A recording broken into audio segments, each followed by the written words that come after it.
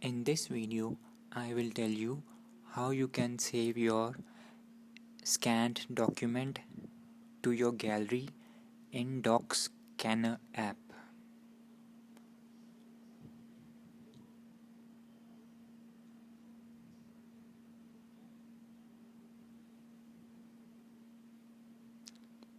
Suppose this is an example of a written document.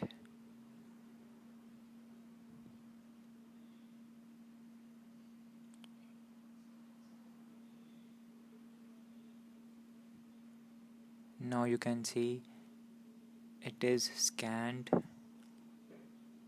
Now you have to save this.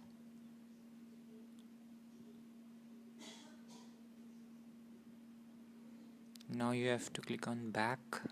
Now you have to click on this document and press the three dots, and you will see an option save to gallery,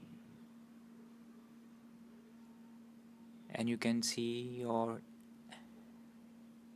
document is saved as a gallery.